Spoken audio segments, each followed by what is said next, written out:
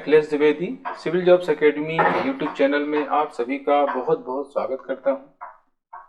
जैसा कि आप सभी जानते हैं, आज एमपीपीएससी प्रीलिम्स 2023 का पेपर हुआ है और मैं उम्मीद करता हूं कि जिन स्टूडेंट्स ने प्रीलिम्स की बहुत प्रॉपर तैयारी की है उन सभी का ये पेपर बहुत अच्छा रहा होगा। उसका रीजन ये है कि ये पेपर एक सामान्य पेपर था। मेरे हिसाब से ये पेपर ना तो बहुत टफ था और ना ही बहुत इजी था, एक मॉडरेट पेपर इसको मैं कह रहा हूँ। अब अलग अलग लोगों की अलग अलग सोच हो सकती है, कोई इसको बहुत इजी पेपर भी बोल सकता है, लेकिन मेरे हिसाब से बहुत ज़्यादा इजी इसको नहीं कह सकते, इसको कह सकते हैं मॉडरेट पेपर। पिछली बार जो पेपर हुआ था 2022 का प्री का, उससे थोड़ा सा इसको हम ऊपर रख सकते हैं, थोड़ा सा उससे टफ मान सकते हैं, क्योंकि पिछले बार के पेपर में बहुत सारा फैक्चुअल पूछा गया था, डायरेक्ट फैक्ट पूछे गए थे। लेकिन इसमें फैक्ट तो है लेकिन इतने डायरेक्ट फैक्ट नहीं पूछे गए हैं, थोड़ा सा एनालिटिकल चीज़ें भी पूछी गई हैं, तो इसलिए उस पेपर की अपेक्षा थोड़ा सा इसको टफ हम मान सकते हैं। इसकी आंसर की जारी हो रही है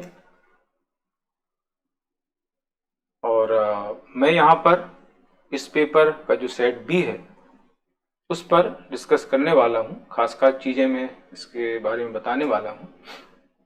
इस पेपर की मोटी कुछ बातें मैं पहले बता दूं कि एक तो ये पेपर मॉडरेट पेपर था, दूसरा इसमें कुछ क्वेश्चंस जो है 2022 के करंट अफेयर्स के पूछे गए हैं, 2023 के भी करंट अफेयर्स के क्वेश्चन हैं और कुछ 2022 के करंट अफेयर्स के क्वेश्चन पूछे गए हैं। नवंबर दिसंबर के आसपास की कुछ घटनाएं हैं 2022 की, वो भी पूछी गई हैं। कुछ क्वेश्चन इसमें हल्की सी मिस्टेक्स भी हैं जिस पर अब मैं आगे चर्चा करूंगा, उस पर विवाद भी होगा, हालांकि है ना, क्या विवाद है उस पर हम आगे बात करेंगे। और कुछ क्वेश्चन एकदम सीधे पूछे गए, अगर आपने कॉमन सेंस लगाया है, 4 ऑप्शन आपने ठीक ढंग से पढ़े हैं, तो एक ऑप्शन आपको क्लियर दिख जाएगा कि इसका ये सही होगा, है ना। तो इसमें प्रेजेंस ऑफ माइंड और कॉमन सेंस के आधार पर ज़्यादा क्वेश्चन सही स्टूडेंट कर सकते हैं। मैंने जो करंट अफेयर्स प्रोवाइड कराया था उसमें ज़्यादा चीज़ें आई हुई हैं, क्योंकि पुराना भी करंट अफेयर्स मैंने दिया था और नया तो दिया ही था, तो वहाँ से ज़्यादातर चीज़ें आ गई हैं। तो मैं स्टार्ट करता हूँ डिस्कशन इसके बारे में। सेट बी है ये, इसमें स्टार्टिंग के क्वेश्चन जो है आईसीटी के हैं और पिछले बार की अपेक्षा ये क्वेश्चन काफ़ी इजी आए हैं।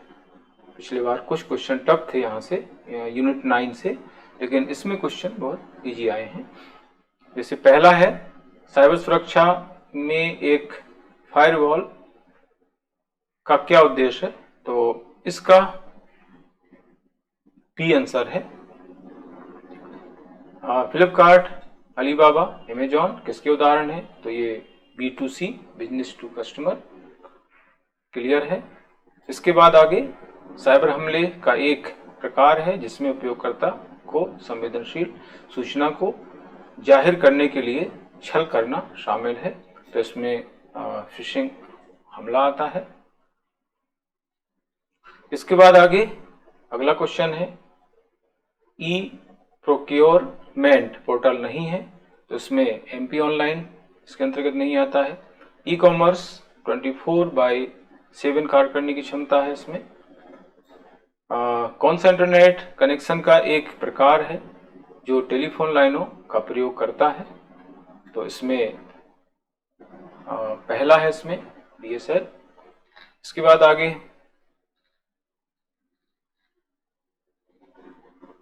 सातवां क्वेश्चन है, वह प्रक्रिया है जिसके द्वारा रिसीवर संदेश के स्रोत के द्वारा प्रयोग किए गए संकेतों की व्याख्या करता है, इसमें विसंकेतक डिकोडिंग है। इसके बाद आगे आता है, दूसरी पीढ़ी के कंप्यूटरों में कौन से इलेक्ट्रॉनिक उपकरण का प्रयोग किया गया था? इसमें ट्रांजिस्टर आएगा। अगला है कौन सा वेब ब्राउजर नहीं है? याहू इसमें आता है। चैट जीपीटी का विकास किसने किया? सभी को मालूम है लगभग, ओपन एआई का नाम आता है इसमें। इसके बाद 11वां क्वेश्चन है कौन सा सम्मिलित नहीं है? तो इसमें जो है केंद्रीय भारतीय भाषा संस्थान मुंबई में नहीं है, मैसूर में है ये, तो ये इसका गलत है, बाकी सही है। निम्नलिखित में से किसको विज्ञान एवं इंजीनियरिंग के क्षेत्र का पद्म विभूषण मिला है? इसमें श्रीनिवास वर्धन का नाम आता है, 2023 का पद्म विभूषण है ये। निम्नलिखित में कौन सी खिलाड़ी टोक्यो ओलंपिक 2020 में भारतीय हॉकी खिलाड़ी टीम में शामिल रही हैं? तो इसमें तीनों शामिल रही हैं। Amateur kabaddi federation of India का मुख्यालय कहाँ पर स्थित है? तो ये जयपुर राजस्थान में स्थित है। मेजर ध्यानचंद खेल रत्न पुरस्कार 2022 का पूछ लिया गया है। पिछले बार द्रोणाचार्य पुरस्कार पुराना पूछा गया था, इस बार खेल रत्न पुरस्कार पुराना पूछा गया है, तो पुराना जो 2022 का शरद कमल का है। इसके बाद आगे है 21 जून को अंतर्राष्ट्रीय योग दिवस के रूप में मनाया जाना किस वर्ष से प्रारंभ किया गया? तो ये 2015 से प्रारंभ हुआ था, 2014 में इसकी घोषणा की गई थी संयुक्त राष्ट्र महासभा में। भारत के आग्रह पर, मोदी जी के आग्रह पर 2014 में इसकी घोषणा की गई थी, लेकिन पहला अंतर्राष्ट्रीय योग दिवस 2015 में मनाया गया था, यहाँ से प्रारंभ हुआ है। सेंट्रल बैंकिंग अवार्ड 2023 में गवर्नर ऑफ द ईयर पुरस्कार किस देश के सेंट्रल बैंक के गवर्नर को प्रदान किया गया था? इसका उल्लेख नोट्स में था, जो मैंने नोट्स प्रोवाइड कराए थे करंट अफेयर्स के, वहाँ पर इसका मेंशन था। भारतीय जो गवर्नर हैं उनको जो है ये अवार्ड दिया गया है। शक्तिकांत दास को अवार्ड मिला हुआ है, ये मैंने नोट्स में प्रोवाइड कराया हुआ है। प्रथम भारतीय महिला सैनिक स्काई ड्राइवर, ये पुराना क्वेश्चन है, 2022 का है ये, 2022 में ये हुआ था, तो ये नवंबर दिसंबर के आसपास का है। और मंजू इसका आंसर है। भारत का इस्पात पुरुष किसको कहा जाता है? जमशेद ई ईरानी, इनकी डेथ हुई थी उस समय, 2022 का ये क्वेश्चन है, तो जमशेद जे ईरानी को जो है भारत का इस्पात पुरुष कहा जाता है। तो ये भी करंट से जुड़ा हुआ क्वेश्चन है। चित्रकूट धार्मिक स्थल को किस नाम से भी पहचाना गया है? तो इसमें ब्रह्मपुरी है आंसर। ये एक्चुअली इसमें कंफ्यूजन बच्चों को होगा। ब्रह्मा जी ने चित्रकूट को बसाया था ऐसा कहा जाता है, इसलिए इसका नाम ब्रह्मपुरी है, और ब्रह्मा विष्णु महेश के बाल अवतार यहाँ पर हुए हैं। इसके बाद मुकुल, ये जो रचना है सुभद्रा कुमारी चौहान की रचना है। ऐतिहासिक मतंगेश्वर मंदिर, ये खजुराहो में पड़ता है, छतरपुर डिस्ट्रिक्ट में, चंदेल राजाओं ने बनवाया था। दीवार पर मिट्टी से बनाई जाने वाली नोह डोरा अलंकरण किस जनजाति की है? तो गोंड जनजाति का अलंकरण है। इसके आगे है 25 क्वेश्चन, भीमा नायक का संबंध किस रियासत से है? बड़वानी से, सभी जानते ही हैं आप लोग। जनजाति नेता सीताराम कंवर और रघुनाथ सिंह मंडलोई भिलाला अंग्रेज विरोधी क्रांति में कब शामिल हुए? तो 1857 में शामिल हुए। सागर के आंचलिक क्षेत्रों में दीपावली के अवसर पर कौन सा लोक नृत्य प्रचलित है? मौनी नृत्य है ये। इसके आगे है रामचंद्रिका, बहुत फेमस पुस्तक है ये, केशवदास का महाकाव्य है रामचंद्रिका। निवाड़ी जिले की थौना लोहारी गोलीकांड की घटना कब घटित हुई? इसका समय है 1939। बालकृष्ण शर्मा नवीन ने 2 महाकाव्य प्राणार्पण और आत्मोत्सर्ग किस पर लिखे हैं? तो इसका ए आंसर होगा, गणेश शंकर विद्यार्थी उनसे प्रभावित थे। आगे है ग्रीन मफलर किस प्रदूषण से संबंधित है? ध्वनि से संबंधित, बहुत प्रचलित क्वेश्चन है ये, पहले भी आया हुआ एग्जाम में। ये क्वेश्चन 32 जो है, ये ऊर्जा का प्रवाह निम्न से उच्च पोषण स्तर जाने से कम होता है, इसे निम्नलिखित द्वारा समझाया जा सकता है। ये थर्मोडायनेमिक्स का क्वेश्चन है, द्वितीय नियम के अंतर्गत आता है। वैसे 4 नियम है, शून्य, प्रथम, द्वितीय और तृतीय। है ना। तो द्वितीय नियम में इसका मेंशन किया गया था। ये क्वेश्चन आपके मेंस में भी पूछा गया था इस बार। ऑस्टियोक्लास्ट निम्नलिखित में से किससे संबंधित है? तो हड्डी टूटने से संबंधित है। ऑस्टियोब्लास्ट और ऑस्टियोक्लास्ट दो होते हैं। ऑस्टियोब्लास्ट हड्डियों के निर्माण से संबंधित है और ऑस्टियो जो क्लास्ट है वो पुरानी जो हड्डियां हैं, टूटी फूटी जो हड्डियां हैं उनको टूटने से संबंधित, तोड़ने से संबंधित ये ऑस्टियोक्लास्ट है ना। तो ये है 33 का सी। 34 2024 को अंतरराष्ट्रीय कैमेलिड वर्ष किसने घोषित किया है? तो यूएन ने घोषित किया। ये भी पुराना क्वेश्चन है। 2022 में इसकी घोषणा हुई थी। निम्नलिखित में से कौन सा कृषि पद्धतियों का सही क्रम है? तो इसमें बी है। ये भी सिंपल क्वेश्चन है। निम्नलिखित में से कौन सा भारत का विश्व स्तर पर स्वीकृत राष्ट्रीय हॉट स्पॉट नहीं है? तो इसमें नारो हिल्स नहीं है। 4 हॉट स्पॉट हैं इंडिया के, उसमें 3 तो ये दिए गए हैं, हिमालय, पश्चिमी घाट, सुंदरलैंड और एक भारत म्यांमार क्षेत्र। तो ये हो गया। इसके बाद आगे है 37 निम्नलिखित में से कौन सा भारत सरकार का राष्ट्रीय पोषण कार्यक्रम नहीं है? तो इसमें डी है, ये पोषण कार्यक्रम नहीं है। जो स्वास्थ्य सुविधाएं हैं उनको जो है प्रॉपर करना, सही करना, ठीक करना, इससे संबंधित है ये 37 का डी। 38 निम्नलिखित में से कौन सा सबसे स्थिर पारिस्थितिकी तंत्र है? तो समुद्री पारिस्थितिकी तंत्र सबसे स्थिर भी है, सबसे बड़ा भी है। कौन सा जैव निम्नीकरणीय प्रदूषक नहीं है? तो इसमें कीटनाशक जो है अनिम्नीकरणीय है, जैव अनिम्नीकरणीय। कौन सा? जैव निम्नीकरणीय प्रदूषक में ये 3 आते हैं और अनिम्नीकरणीय में आता है कीटनाशक। तो इसमें पूछा है कि कौन जैव निम्नीकरणीय प्रदूषक नहीं है? तो कीटनाशक आया, क्योंकि ये जैव अनिम्नीकरणीय है इसलिए। 40 ये तो सभी को पता है, आदित्य L1 ये तो संभावित था आना। सूर्य के व्यापक अध्ययन के लिए निम्नलिखित में से कौन सा इसरो द्वारा वैज्ञानिक मिशन भेजा गया है? आदित्य L1 सितंबर में इसको भेजा गया है। निम्नलिखित में से किसके द्वारा महाराष्ट्र में गणेशोत्सव प्रारंभ किया गया था? बाल गंगाधर तिलक। राष्ट्रीय भावना को विकसित करने के लिए उन्होंने इसको किया था। राष्ट्रीय आंदोलन के प्रथम चरण में कांग्रेस की निम्न ऐसे कौन सी मांग नहीं थी? तो डी है इसका, कार्यपालिका न्यायपालिका का एकीकरण, क्योंकि पृथककरण की मांग की गई थी, एकीकरण की मांग नहीं की गई थी। पाकिस्तान वर्ड किसने दिया? तो चौधरी रहमत अली ने दिया था। पाक्स स्थान करके उन्होंने दिया था। नॉर एंड नेवर करके उनकी एक पुस्तक है 1933 की, जिसमें उन्होंने पाक्स स्थान इस तरह से वर्ड दिया, PAKS पाक्स, P से पंजाब, A से अफगान, K से कश्मीर, S से सिंध और स्थान से बलूचिस्तान, इनको मिला करके पाकिस्तान बनेगा, ऐसा इन्होंने कहा था चौधरी रहमत अली। बहुत अच्छा क्वेश्चन पूछा है उन्होंने। इसके बाद आता है 44 निम्नलिखित में से किस वर्ष में नादिर शाह ने भारत पर आक्रमण किया? ये बहुत सिंपल क्वेश्चन है। मोहम्मद शाह रंगीला के समय में आक्रमण किया गया था। इसमें मोहम्मद शाह रंगीला की पराजय हो गई थी 1739। शकों पर विजयोपरांत चंद्रगुप्त द्वितीय ने निम्न में से किस धातु के सिक्के प्रचलित किए थे? चांदी के प्रचलित किए थे। चांदी के सिक्के चलाने वाला पहला शासक चंद्रगुप्त द्वितीय को कहा जाता है।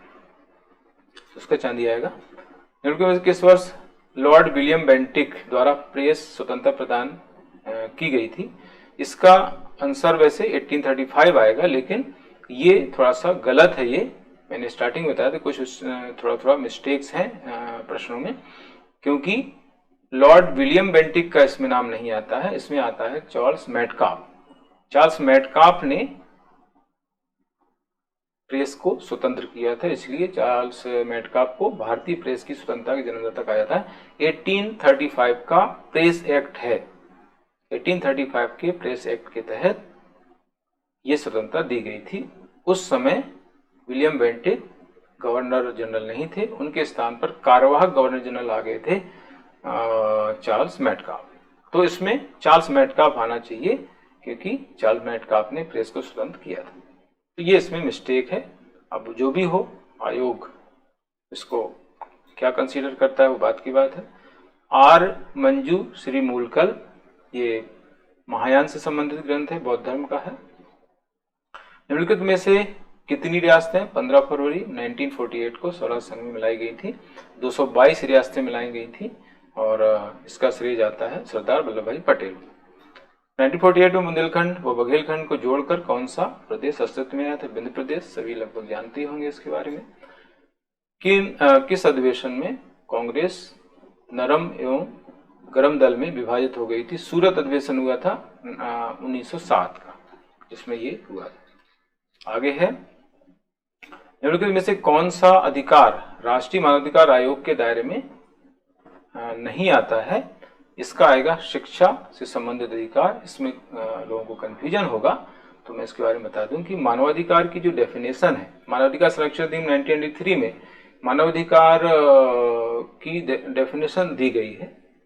धारा जो 2 है, मानवाधिकार संरक्षण अधिनियम 1993 की जो धारा 2 है, उसमें मानवाधिकार को डिफाइन किया गया है। तो उसमें स्वतंत्रता है, समानता है, जीवन की स्वतंत्रता है, गरिमा है, ये चीजें उसमें दी गई। उसमें शिक्षा का उल्लेख नहीं है, तो ये वहां से ऐसा ये इसको हम देख सकते हैं, समझ सकते हैं, है ना। तो इसका आएगा बी, शिक्षा संबंधित अधिकार। राष्ट्रीय अनुसूचित जनजाति आयोग के अध्यक्ष और उपाध्यक्ष के अतिरिक्त सदस्यों की कुल संख्या कितनी होती है? तो 3 सदस्य सभी जानते हैं, एक अध्यक्ष एक उपाध्यक्ष होता है और इसमें 3 सदस्य होते हैं, टोटल 5 सदस्य होते हैं। संविधान में लिखा हुआ है। अनुसूचित जनजाति यानी इसका आर्टिकल है 338A। 338A में एसटी आयोग के बारे में बताया गया है और एससी आयोग 338 में है। 338 जो बी है उसमें ओबीसी संबंधी आयोग है। तो तीनों का संगठन सेम है, एक अध्यक्ष एक उपाध्यक्ष और 3 सदस्य। राष्ट्रीय हरित न्यायाधिकरण का मुख्यालय नई दिल्ली है, लगभग सभी को पता होगा। सीएजी का जो कार्यकाल होता है वो 6 वर्ष होता है और अधिकतम एज भी दी गई है 65 वर्ष। हालांकि संविधान में इसका जिक्र नहीं है, ये संसद डिसाइड करती है। तो संसद ने एक अधिनियम पास करके इनका निर्धारण किया हुआ है। संविधान में ऐसा कोई मेंशन नहीं किया गया, मैंने क्लासेस में कई बार बताया हुआ है। सिविल सेवा परीक्षा की समीक्षा के लिए संघ लोक सेवा आयोग ने 2000 में वाई के अलग समिति का गठन किया था। 2000 की बात है, वाई के अलग। 12वें वित्त आयोग के अध्यक्ष, ये भी लगभग पता होगा, सी रंगराजन। राष्ट्रीय महिला आयोग के कार्य कहां पर उल्लिखित है? इसमें एक्चुअली थोड़ा सा हटके क्वेश्चन पूछ लिया गया है। ये धारा पूछ ली गई अधिनियम की, तो धारा इसकी 10 है। राष्ट्रीय महिला आयोग अधिनियम 1990 जो है उसकी धारा 10 में इसके कार्य बताए गए हैं, है ना। धारा जो 3 है उसमें इसके गठन के बारे में बताया गया है। निम्नलिखित में भारतीय संविधान के कौन सा अनुच्छेद लोक सेवा आयोग के व्यय से संबंधित है? तो जो 322 है उसमें व्यय संबंधित। 320 में कार्य है, 321 में कार्य में वृद्धि है, 323 में प्रतिवेदन की बात कही गई है। योजना आयोग के स्थान पर नीति आयोग कब बना? तो 1 जनवरी 2015 को बना, सबको पता ही है। खाद्य संरक्षण आयोग निम्नलिखित में से किस अधिनियम के अंतर्गत एक स्थापित वैधानिक निकाय है? ये भी सबको पता है। राष्ट्रीय खाद्य सुरक्षा अधिनियम 2013 के तहत जो है ये बना है। इसके बाद 1980 में भारत में कितने बैंकों का राष्ट्रीयकरण किया गया? तो 1980 में 6 बैंक का राष्ट्रीयकरण हुआ था और 1969 में पहली बार जो बैंकों का राष्ट्रीयकरण हुआ उसमें 14 बैंक थे, ठीक है। तो ये आएगा 6। सिडबी की स्थापना 1990 में की गई थी, अप्रैल 1990 में, मुख्यालय इसका लखनऊ। नाबार्ड की स्थापना 1982। अब इसमें आप देखेंगे, अगर आपको डेट नहीं पता है, ईयर पता है, तो भी आपका क्वेश्चन सही हो जाएगा कि उसने ईयर अलग अलग दिए गए। अगर ईयर एक ही देता, डेट अलग अलग देता तो उसमें दिक्कत आती।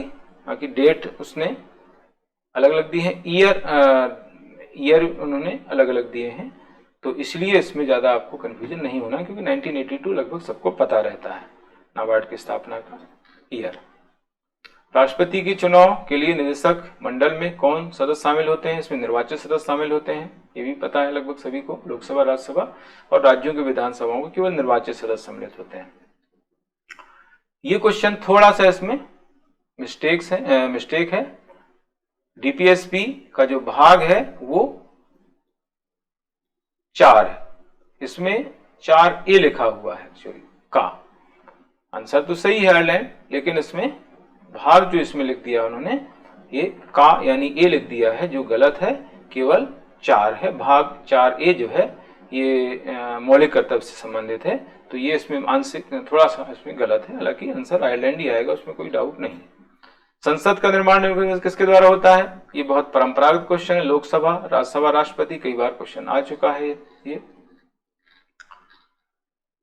शिक्षा का अधिकार किस संविधान संशोधन द्वारा मौलिक अधिकार में शामिल किया गया? ये भी बहुत परंपरागत क्वेश्चन है, मैंने कई बार इसका उल्लेख भी किया है। 86 अमेंडमेंट है ये 2002 का।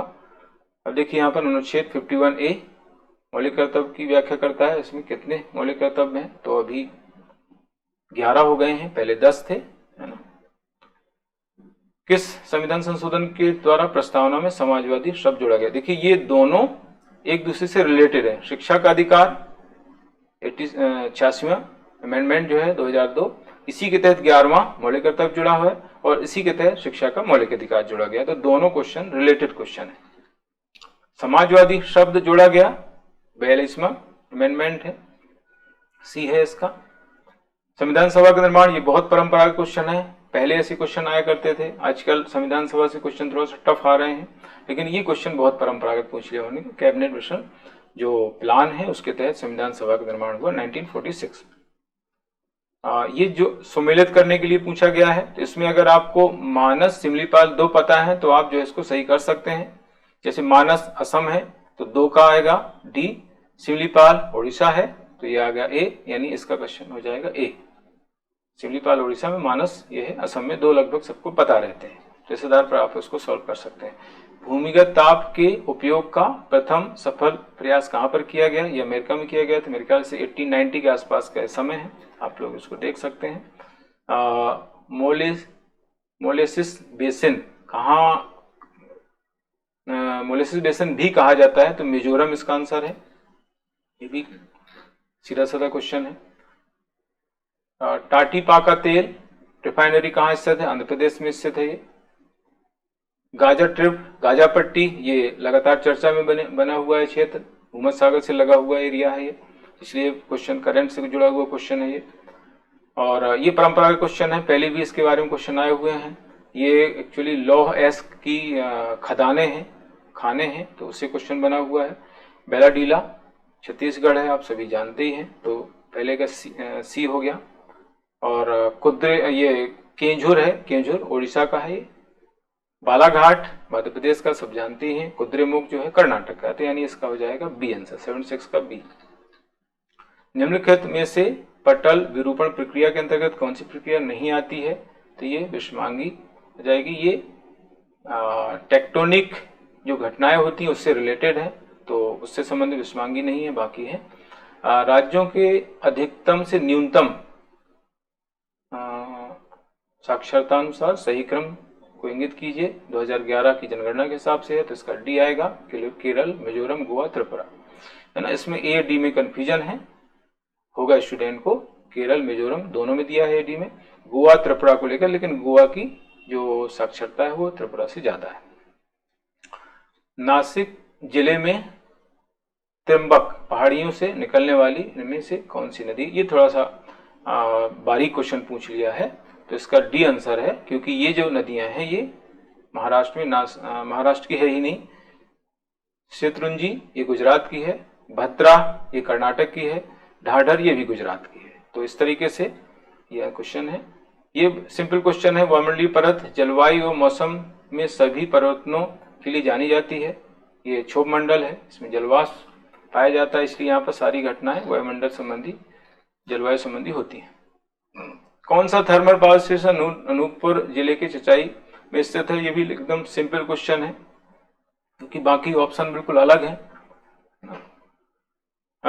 मध्य प्रदेश में कपास उत्पादन में निम्नलिखित में से कौन सा जिला प्रथम स्थान पर? इसमें भी ऑप्शन एकदम क्लियर है, खरगोन क्लियर है ना। बुनियादी सड़क सांख्यिकी वर्ष 2018-19 के अनुसार मध्य प्रदेश के सड़क मार्गों के संबंध में निम्नलिखित में से कौन सा कथन सही नहीं है? ये भी एकदम क्लियर है। जैसे डी आप देखेंगे तो इसमें लिखा है घनत्व देश में प्रथम स्थान पर है, प्रथम स्थान पर घनत्व नहीं है, मेरे ख्याल से केरल का होना चाहिए। तो ये तो एकदम क्लियर है कि मध्य प्रदेश का सड़क घनत्व सबसे ज़्यादा नहीं है, बाकी ये है। तो आपको अगर रिपोर्ट नहीं पता है तो भी आप इसको कर सकते हैं कॉमन सेंस के आधार पर। वर्ष 2021-22 में भारत में तांबा उत्पादन में मध्य प्रदेश किस स्थान पर है, ये भी क्लियर है, प्रथम स्थान पर है। कौन सी नदी 3 राज्यों में प्रवाहित होती है, जिसमें माही है, बाकी 2 राज्यों में मेरे ख्याल से, माही 3 राज्य में मध्य प्रदेश है, गुजरात है, राजस्थान है। माही नदी निकलती मध्य प्रदेश से है, धार से। मध्य प्रदेश की काली मिट्टी के संबंध में कौन सही नहीं है, इसमें सी जैसे आंसर दिया है। काली मिट्टी में रेत की मात्रा अधिक होती है, ये आंसर एकदम, ये ऑप्शन एकदम अलग है, बाकी सही है। बाकी इसमें काली मिट्टी के संबंध में सही है, रेत की मात्रा काली मिट्टी में नहीं पाई जाती है, ये लगभग सबको पता होगा। पूर्णा नदी निम्नलिखित में से किसकी सहायक नदी है, ताप्ती नदी की है, ये भी लगभग क्लियर होना चाहिए। जलवायु संबंधित मध्य प्रदेश में कौन सा सही नहीं है, तो मानसूनी जलवायु पाई जाती है, उष्णकटिबंधीय जलवायु पाई जाती है, कर्क रेखा की मध्य से होती है। सी इसमें जो शीतोष्णकटिबंधीय ये जलवायु नहीं पाई जाती किसी भी कीमत पे। कौन से वन नहीं पाए जाते, अल्पाइन नहीं पाए जाते, बाकी पाए जाते हैं, ये भी लगभग पता है सबको। बीजागढ़ की पहाड़ियां सतपुड़ा में हैं, ये भी लगभग पता होगा। टंट्या मामा आर्थिक कल्याण योजना का उद्देश्य क्या है, अब इसमें अगर किसी को नहीं पता है तो कॉमन सेंस से भी लगा सकता है कि उसमें ज़्यादा चीज़ें दी गई। मैंने कुछ ट्रिक भी बताई थी आप लोगों को कि जो लंबा आंसर हो, जो बड़ा हो, उसको ज़्यादा सही माने, तो उस हिसाब से इसको सही आप कर सकते हैं। अगर नहीं पता है, वैसे तो क्लियर है।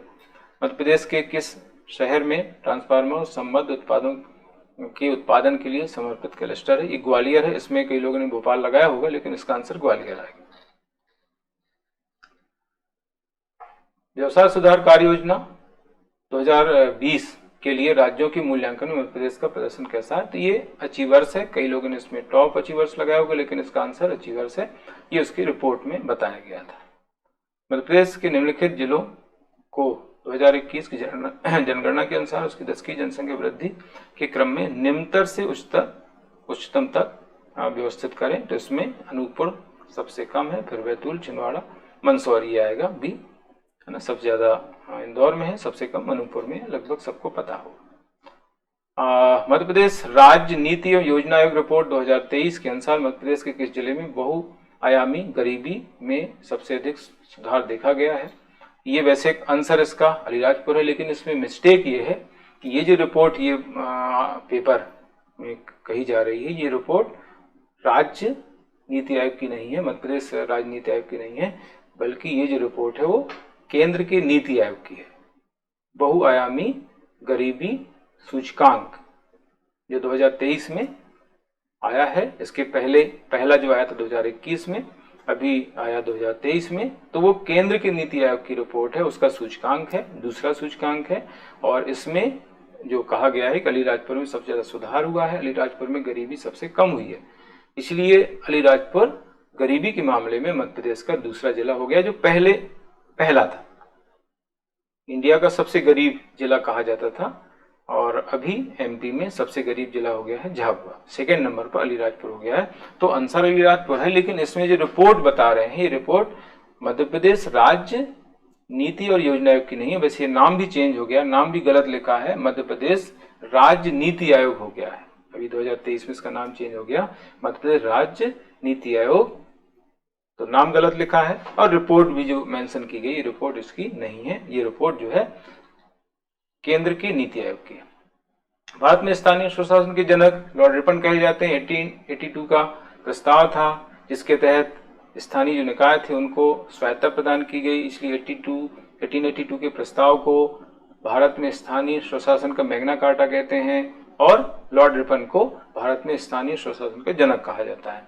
संविधान के किस संशोधन द्वारा न्यायपालिका को अद्यतन बना दिया गया, यानी संवैधानिक दर्जा दिया गया, तो 74 संविधान संशोधन 1992 है। पंचायतों को 73 के तहत दिया गया, और नगरीय निकायों को 74 अमेंडमेंट 1992 के तहत दिया गया। विधानसभा के मध्य प्रदेश विधानसभा के प्रथम अध्यक्ष कुंजीलाल दुबे, सबको पता है ये लगभग। कोई विधेयक धन विधेयक है या नहीं, इसका निर्णय कौन करता है, विधानसभा अध्यक्ष, और केंद्र में लोकसभा अध्यक्ष करता है, स्पीकर। उच्च न्यायालय के न्यायाधीशों की अधिकतम आयु सीमा 62 ईयर्स है और अधिकतम आयु बताई गई है, कार्यकाल नहीं बताया गया है। केंद्र में जो है सुप्रीम कोर्ट का की जो न्यायाधीशों की अधिकतम एज है 65 वर्ष है और राज्य में हाई कोर्ट की 62 वर्ष है। इसको 65 करने का चल रहा है, लेकिन फिलहाल अभी 62 वर्ष। तो इस तरीके से मैंने लगभग सारी चीजें पेपर संबंधी बता दी हैं और मैं समझता हूं कि आप अगर इसको अच्छे से देखेंगे तो आपको उसका फायदा मिलेगा। इसकी आंसर की जो है चारों सेट की आंसर की आपको मिल जाएगी। इसका कट ऑफ क्या रहेगा इसके बारे में भी मैं अभी आगे आपको बहुत जल्दी बता दूंगा। थोड़ा सा एनालिसिस करना पड़ता है, बहुत जल्दबाजी में कट ऑफ मैं नहीं बताता हूँ, सबको पता ही है। और जो कट ऑफ बताया जाता है वो काफ़ी एक्यूरेट रहता है, तो थोड़ा सा एनालिसिस करके वो बताया जाएगा। 1-2 दिन में वो कट ऑफ भी आपको पता चल जाएगा। तो आपको आगामी एग्जाम के लिए बहुत बहुत शुभकामनाएं। आप सफल हों, आपका रिजल्ट अच्छा हो, आपका दिन शुभ हो। Thank you, good luck.